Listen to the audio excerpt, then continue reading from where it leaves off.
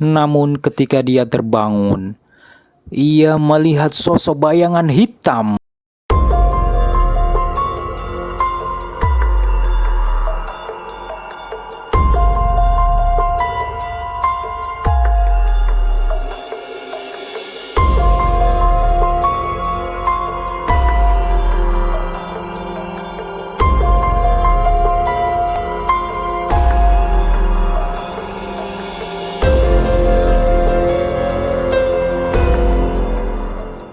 Cerita mistis di Gunung Salak. Di kaki Gunung Salak terdapat seorang pendaki bernama Damar yang terkenal dengan keberaniannya dalam menaklukkan gunung-gunung tinggi. Namun pada satu ekspedisi terakhirnya, Damar tanpa sengaja melanggar pantangan yang selama ini dihormati oleh para pendaki, yaitu ia memetik bunga langka di atas puncak tertinggi Gunung Salak. Sebelum melanjutkan cerita selengkapnya, kalian jangan lupa klik subscribe, like, komen, dan share agar kalian tidak ketinggalan cerita menyeramkan lainnya. Saat hari mulai gelap, Damar merasa kesepian karena seluruh teman pendakinya telah pulang. Hanya sendirian di tenda, dia terpaku pada bunga yang ia petik sebelumnya. Namun, tiba-tiba suhu udara turun drastis dan angin dingin menerpa seolah-olah sesuatu sedang marah.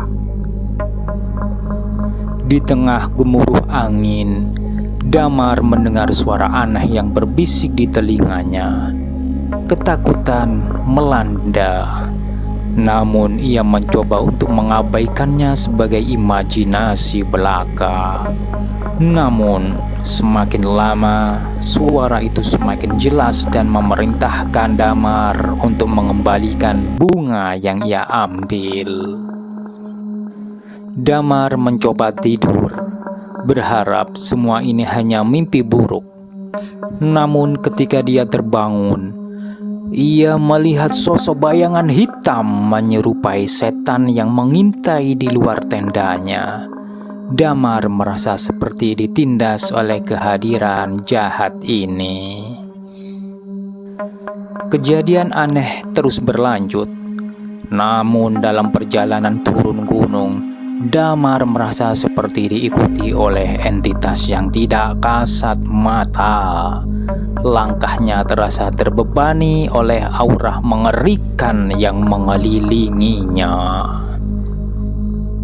Di perkampungan di bawah Gunung Salak, penduduk setempat yang mengenal legenda setan gunung mulai menghindari Damar. Mereka mengatakan bahwa ia telah mendatangkan malapetaka dengan memetik bunga langka itu. Damar merasa terisolasi dan takut.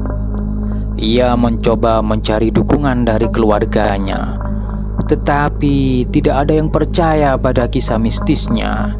Mereka semua menganggapnya hanya imajinasi yang berlebihan.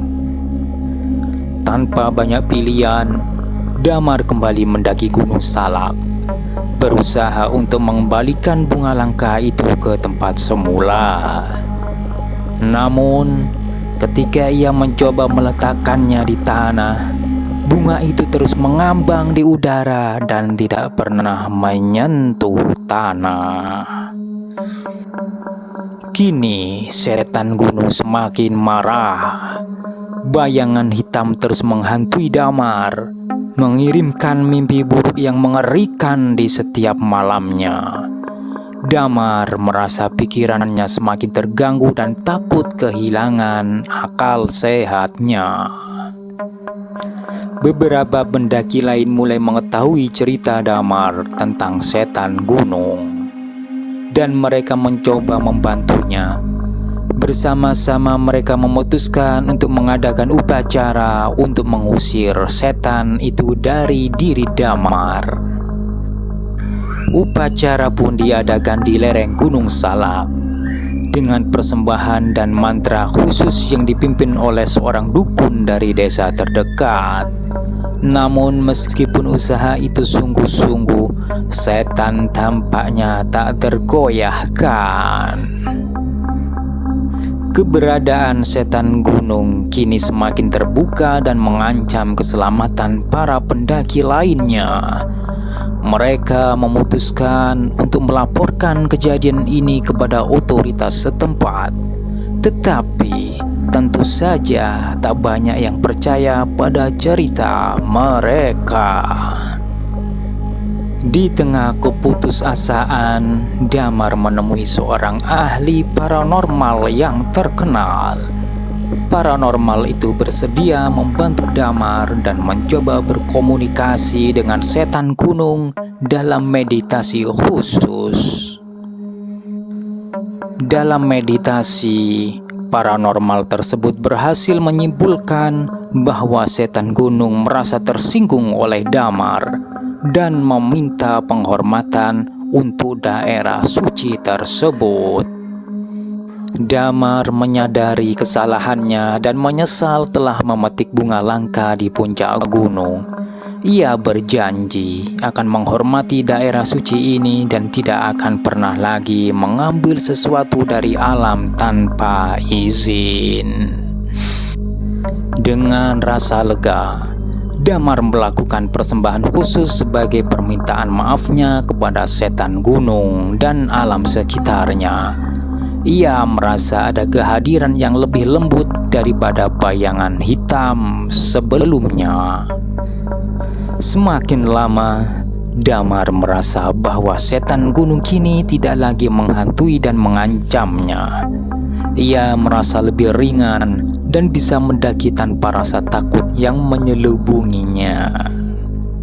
Para pendaki lain juga merasa bahwa atmosfer di Gunung Salak telah kembali seperti sedia kala dan mereka tidak lagi merasakan aura mengerikan yang ada sebelumnya.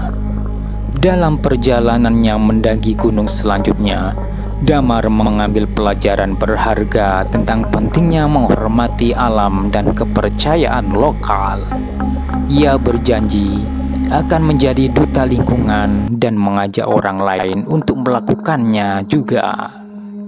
Sejak saat itu, Damar terus mendaki gunung dengan menghormati alam dan mematuhi aturan-aturan setempat. Ia selalu mengingat kisah mistisnya sebagai pengingat bahwa alam memiliki kekuatan yang lebih besar dari manusia dan harus dihormati dengan tulus. Jika cerita ini menyeramkan, jangan lupa like ya, agar tidurmu tidak ditemani makhluk astral tak kasat mata.